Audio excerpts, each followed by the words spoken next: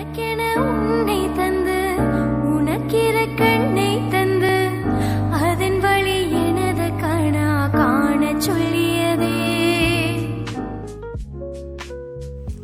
Hi friends, இது Sunday morning எடுத்த vlog தான். அப்போது கிளைமேட் கொஞ்சம் நல்லா இருந்தது. அன்றைக்கி வந்து பூரி பிரியாணி தான் செய்யலான் இருந்தேன். நான் ஏற்கனவே ப்ரிப்பேர் பண்ணி வச்சுட்டேன். பூரிக்கு மாவெல்லாம் பரட்டி வச்சுருந்தேன். நான் வெறும் உப்பும் மாவும் மட்டும் சேர்த்து தான் பண்ணுவேன், வேறு ஒன்றும் சேர்க்க மாட்டேன். ஏற்கனவே குக்கரில் வந்து பட்டாணி உருளைக்கிழங்குலாம் வேக போட்டு வச்சுருந்தேன். அதுக்கப்புறம் தாளிக்க ஸ்டார்ட் பண்ணிட்டேன். பேனில் கடுகு, உளுந்தம்பருப்பு, சோம்பு இதெல்லாம் போட்டு தாளிக்க ஆரம்பிச்சிட்டேன். கடகடன் வேலை பார்த்தா தான் மத்தியானத்துக்கு சமைக்க முடியும்னு சொல்லிட்டு சீக்கிரமாகவே இன்றைக்கி சமையல் ஸ்டார்ட் பண்ணியாச்சு. மார்னிங் நான் சோம்பு சேர்த்துப்பேன். இதில் சோம்பு சேர்த்தா கொஞ்சம் வாசமாக இருக்கும் அப்படின்னு சொல்லிட்டு கடுகு, உளுந்தம்பருப்பு, சோம்பு, வெங்காயம் வந்து ரொம்ப ப்ரௌன் கலர் ஆகாமல் கொஞ்சம் கண்ணாடி பதம் வர வரைக்கும் வதக்கிட்டு அதுக்கப்புறம் கொஞ்சோண்டு பூண்டு தட்டி போட்டு வைப்பேன். இன்றைக்கி கொஞ்சம் பசங்களாம் டிவி பார்த்துட்டு இருந்ததுனால கொஞ்சம் அமைதியாக சமைச்ச மாதிரி இருந்தது. இல்லைன்னா சண்டை போட்டுகிட்டே இருப்பாங்க, 2 பேரும் சமைக்கவே விட மாட்டாங்க. இன்றைக்கி டிவி போட்டு பார்த்துட்ருக்காங்க, அதனால நான் இங்கே ஃப்ரீயாக சமைச்சிட்ருக்கேன். அதுக்கிடையில் எவ்வளோ சண்டை வரப்போதோ தெரியல. இதை வைக்க மாட்டேன், அதை வைக்க மாட்டேன்னு சண்டை போட்டு வருவானுங்க. இது கூட 2 பச்சை மிளகா நான் கொஞ்சம் கூடவே சேர்த்துப்பேன். இந்த பச்சை மிளகா கொஞ்சம் காரம் கம்மியாக தான் இருக்கும், அதனால் ஒரு 4-5 சேர்த்துப்பேன். ஏன்னா இதுக்கு பச்சை மிளகா மட்டும்தானே காரம். அதனால் கருவேப்பிலை பவுடர் பண்ணி வச்சுருப்பேன், அதை போட்டுக்கிறது. இது பூண்டு தட்டி போட்டுப்பேன். அது பூண்டு போடலைன்னா சில நேரம் கொஞ்சோண்டு இஞ்சி போட்டு பெஸ்ட்டு சேர்த்துக்குவேன், அதுவும் நல்லா வாசமாக இருக்கும். இது உருளைக்கிழங்கு குழந்தைங்களுக்கு கொடுக்குறனால பூண்டு தட்டி போட்டால் தான் கொஞ்சம் அவங்களுக்கு நல்லாயிருக்கும்.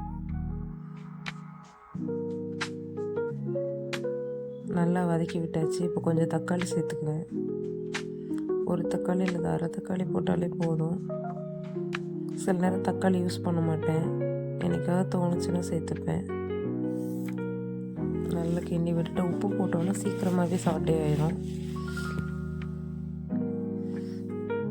அது வதங்கினதுக்கப்புறம் கொஞ்சோண்டு மஞ்சத்தூள், அப்புறம் மசிச்சு வச்ச உருளைக்கிழங்கையும் சேர்த்துப்பேன்.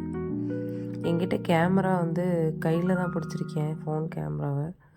ஆனால் ஹோல்டர்லாம் வாங்கினதுக்கப்புறம் தான் ஒழுங்காக ஷூட் பண்ண முடியும். அதனால் கையில் பிடிச்சிட்டு வீடியோ எடுக்கிறது ரொம்ப கஷ்டமாக தான் இருக்குது. இப்போ உடனே வாங்க வேண்டாம் அப்படின்னு பார்த்துட்ருக்கேன். கொஞ்சமாச்சும் வீடியோஸ் வந்து நல்லா டெவலப் ஆகி போட்டோம், அதனால் கொஞ்ச நாள் கழித்து வாங்கிக்கலாம் அப்படின்னு சொல்லிட்டு இருக்கேன்.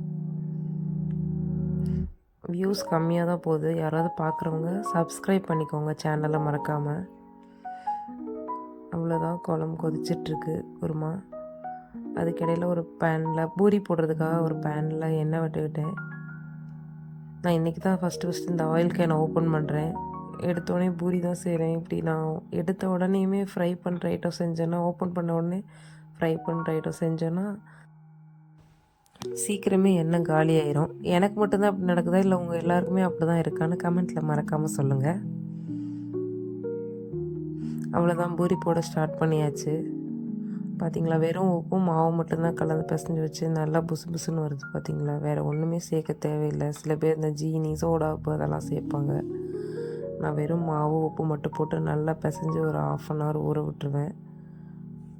ஒரு ஒயிட் கிளாத் போட்டு மூடி வச்சுருவேன், ஈரத்துணி போட்டு மூடி வச்சுருவேன், மாவு கொஞ்சம் ட்ரை ஆகாமல் இருக்கிறதுக்காக.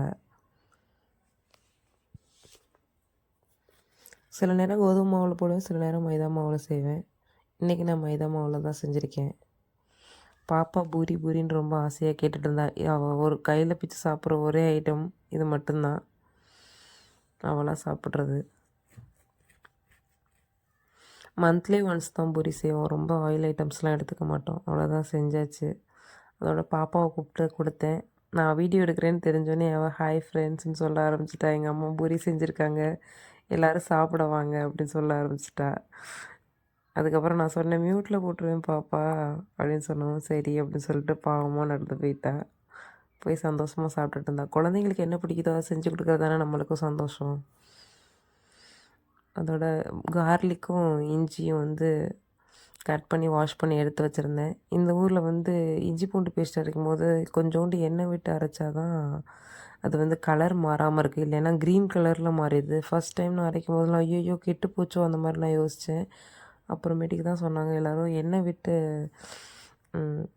கிரைண்ட் பண்ணி வச்சுக்கோங்க, அப்போ தான் கலர் சேஞ்ச் ஆகாது அப்படி சொன்னாங்க. அதுக்கப்புறம் அப்படி பண்ணவும் கலர் சேஞ்ச் ஆகலை, அதே மாதிரி தான் இருந்தது.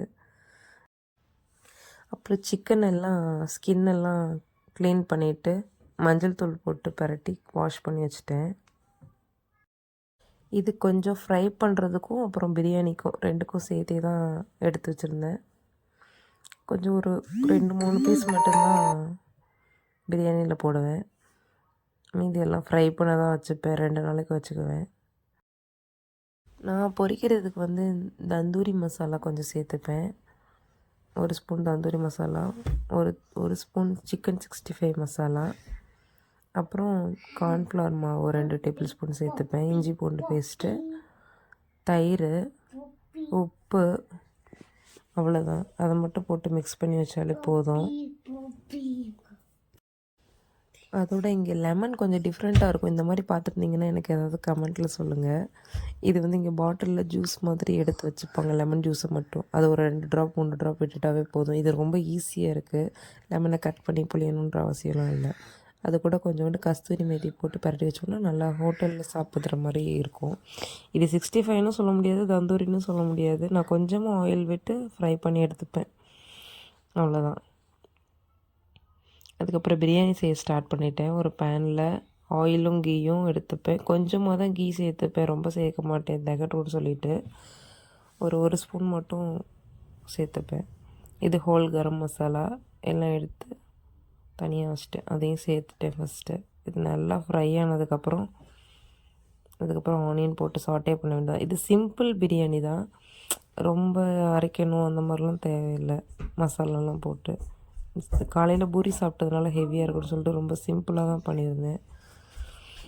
கொஞ்சம் 2 ஆனியன் ஸ்லைஸ் பண்ணி வச்சுருந்தேன், அதை போட்டுட்டு நல்லா சாட்டே பண்ணிக்கிட்டேன். நல்லா கோல்டன் ப்ரௌன் ஆகிறதொட்டிக்கும் ஃப்ரை பண்ணணும். இந்த சண்டே விட்டாலே லீவ் விட்டாலே இதே தான் இருக்குது. காலையில் சமைக்கணும், மத்தியானம் சமைக்கணும்னு ஒரே கிச்சன்லேயே நின்று காலே வலிச்சிடும். சாட்டர்டே சண்டே ஃபுல்லாகவே கிச்சன்லேயே தான் போகிற மாதிரி இருக்கும். அதுக்கப்புறம் தக்காளியும் புதினாவும் எடுத்து வச்சுருக்கேன், புதினா மல்லியிலையும். அதை லைட்டாக மிக்சியில் போட்டு கிரைண்ட் பண்ணிப்பேன். ஏன்னா இங்கே வந்து தக்காளி சீக்கிரமே வதங்காது, அதனால் லைட்டாக ஒரு ஓட்டி எடுத்துப்பேன். மின்ட்டுமே ரொம்ப பெரிய பெரிய லீஃபாக இருக்கும், அதனால் அப்படியே சாப்பிடும்போது குழந்தைங்களுக்கு கொஞ்சம் டிஸ்டர்பன்ஸாக இருக்கும்னு சொல்லிவிட்டு அதையும் 2ஐயும் மட்டும் லைட்டாக ஒரு சுற்று மட்டும் போட்டு எடுத்துப்பேன். அதுக்குள்ளேங்க இது கோல்டன் ப்ரௌன் ஆயிடுச்சு. அதை கூட கொஞ்சோண்டு பச்சை மிளகா சேர்த்துக்கிட்டேன். சாரி, பச்சை மிளகா போடும்போது வீடியோ எடுக்க மறந்துட்டேன். இப்படி கையிலே ஹோல்ட் பண்ணி வீடியோ எடுக்கிறதுனால பாதி இது கட் ஆயிடுது. இனிமேல் தான் ஸ்டாண்டெல்லாம் வாங்கணும், வீடியோஸ்லாம் நல்லா போனால் தான் வாங்கணும். அதில் ஒரு 4 டேபிள் ஸ்பூன் மட்டும் ஜிஞ்சர் கார்லிக் பேஸ்ட் சேர்த்துக்குவேன். அது நல்லா சாட்டே ஆனதுக்கப்புறம் இது கூட கொஞ்சோண்டு உப்பு போட்டோன்னா அடி பிடிக்காமல் நல்லா ஃப்ரை ஆகும். பார்த்திங்களா, நல்லா ஃப்ரை ஆயிடுச்சு, அடியில் ஒட்டவே இல்லை. அதுக்கப்புறம் இந்த மிளகாத்தூள் சேர்த்தோன்னா கொஞ்சம் கலர் கொடுக்கும். இப்போவே சேர்த்துக்கிட்டோம். நான் தக்காளி சேர்க்குறதுக்கு முன்னாடியே கொஞ்சோண்டு 1 ஸ்பூன் சேர்த்தாலே போதும். ஏன்னா பச்சை மிளகாய் நல்லா காரமாக இருக்கும், அதனால். நான் இது கூடவே கொஞ்சோண்டு அந்த காஷ்மீர் சில்லியும் சேர்த்து போட்டிருக்கிறதுனால கொஞ்சம் கலர் கொடுக்கும். அப்புறம் அரைச்சி வச்ச பேஸ்ட்டை போட்டு நல்லா சாட்டே பண்ண வேண்டாம். இது நான் ஒரு பொருள் போடும்போது கொஞ்சம் சால்ட்டு சேர்த்துப்பேன், ஒரு பிஞ்சு சால்ட் சேர்த்துப்பேன். அப்போ தான் கொஞ்சம் நல்லா சீக்கிரம் ஃப்ரை ஆகும் அப்படின்னு சொல்லிட்டு. பாருங்கள், வதங்கினோடனே நல்லா கலர் மாறிடுச்சா. வெளியில் கிளைமேட்டும் நல்லா இருந்தது இன்றைக்கி. நல்லா வதங்கினதுக்கப்புறம் கொஞ்சமாக சிம்மில் வச்சுட்டு அடுப்பை நல்லா வதக்கி விட்டுக்கணும். சாரி, நான் வீடியோவில் ஏதாவது வளர்கிற மாதிரி இருந்தால் கொஞ்சம் அட்ஜஸ்ட் பண்ணிக்கோங்க. ஃபஸ்ட் டைம் நான் இப்போ தான் வீடியோ எடிட் பண்ணுறேன், அதனால் ஃபஸ்ட்டு ஒரு 4-5 வீடியோ அப்படி தான் இருக்கும். அப்புறம் போக போக பழகிரும்னு சொல்கிறாங்க, பார்ப்போம். இது இங்கே இருக்க யோகட் இந்த மாதிரி டப்பாவில் தான் இருக்கும். மந்த்லி ஒன்ஸ் இந்த மாதிரி வாங்கி வச்சுப்பேன். ஏன்னா இங்கே வந்து உரம் ஊற்ற முடியல, உரம் ஊற்றி பார்த்தேன், அது ஒழுங்காகவே வரலை. அதனால இப்படி கடையிலே வாங்கிக்கிறது. இது நல்லா தான் இருக்கும் இந்த யோகர்ட்டு. நல்லா க்ரீமியாக இருக்கும். கிரேக் யோகர்ட்டுன்னு சொல்லிட்டு இருக்கும். நல்லாயிருக்கும். வாங்கினோன்னா 1 மந்த்துக்கு யூஸ் ஆகும். அவ்வளோதான். இதை போட்டு நல்லா கிண்டி விட்டுக்கிற வேண்டியதான். இது கூட ஒரு 4 ட்ராப் மட்டும் லெமன் ஜூஸ் விட்டுப்பேன். ரொம்ப லெமன் ஜூஸ் சேர்க்க வேண்டாம், புளிப்பாயிரும். இது வந்து கொஞ்சம் சிம்பிளாக பண்ணுறதுனால இவ்வளோ, இல்லைன்னா நான் கரம் மசாலா அரைச்சி தான் போடுவேன் எப்போவுமே. பட்டை, கிராம்பு, ஏலக்காய் இதெல்லாம் அரைச்சி தான் யூஸ் பண்ணுவேன். இன்றைக்கி கொஞ்சம் சிம்பிளாக பண்ணுறதுனால ரொம்ப லேசியாக இருந்தது வேறு இன்றைக்கி. அதனால் கொஞ்சம் இந்த மாதிரி பண்ணிட்டேன். அதுக்கப்புறம் 1 கப் ரைஸுக்கு 1.5 கப் தண்ணி விட்டால் போதும். தண்ணி கொதிச்சதுக்கப்புறம் அரிசி போட்டுக்கலாம். இப்போ சிக்கன் போட்டு நல்லா சாட்டே பண்ணிக்கலாம். கொஞ்சம் சிக்கன் போட்டு மூடி வச்சு குக் பண்ணணும். சிக்கன் கொஞ்சம் வேகிற அளவுக்கு குக் பண்ணிக்கணும். நான் ஏற்கனவே அதுலேயும் கொஞ்சோண்டு மிளகாத்தூள், உப்பு, இஞ்சி பூண்டு பேஸ்ட்டு மட்டும் போட்டு பிரட்டி வச்சுருக்கேன். ரைஸ் ஏற்கனவே ஊற வச்சுட்டேன். நான் பிரியாணி ஸ்டார்ட் பண்ணுறதுக்கு முன்னாடியே ரைஸ் ஊற வச்சுட்டேன். இப்படி ஒரு 1/2 அன் ஹவர் ஊறினா தான் நல்லாயிருக்கும் சாப்பிட்றதுக்கு.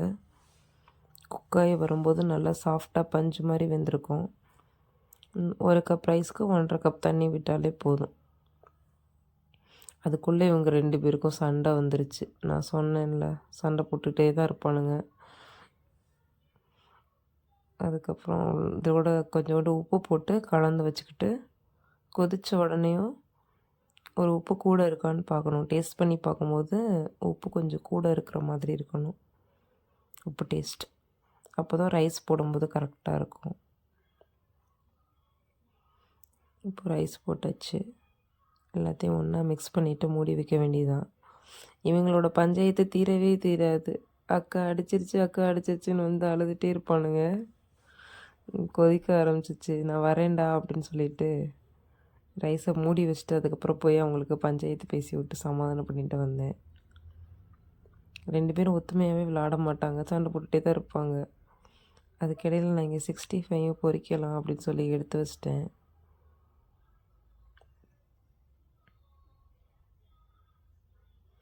அவ்வளோதான், சைட் பை சைடாக இதுவும் ரெடி ஆயிரும் அப்படின்னு சொல்லிட்டு இது தம் போட்டோன்னா இங்கிட்ட இதுவும் சிக்கனும் முடிஞ்சிடும். இதை கொஞ்சம் சிம்லேயே வச்சு பண்ணோன்னா நல்லாயிருக்கும். இந்த 65 வந்து கொஞ்சம் நல்லா உள்ளேயும் குக் ஆயிரும் சீக்கிரமாகவே. அதனால் இதை கொஞ்சம் சிம்லேயே வச்சு குக் பண்ணணும். இது ரைஸும் தண்ணியும் சம பங்கு வந்ததுக்கப்புறம், சரிசமமாக வந்ததுக்கப்புறம் கீழே தோசைக்கல் வச்சுட்டு, ஏதாவது பழைய தோசைக்கல் வச்சுக்கோங்க. வீட்டில் தோசை ஊற்றுற தோசைக்கல் வச்சுக்கிறாதீங்க. பழைய தோசைக்கல் வச்சுட்டு மூடி போட்டு மூடிட்டு ஏதாவது வெயிட் தூக்கி வச்சிட வேண்டியதுதான். என்கிட்ட ஹேமர் இருந்ததுனால ஹேமரே வச்சுட்டேன்.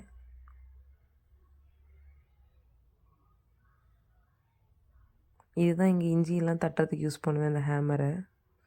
அவ்வளோதான், ரெடி ஆயிடுச்சு. பார்த்தீங்களா, நல்லா சூப்பராக ரெடி ஆயிடுச்சு பிரியாணி. எங்கிட்ட சிக்கன் 65யும் ரெடி ஆயிடுச்சு.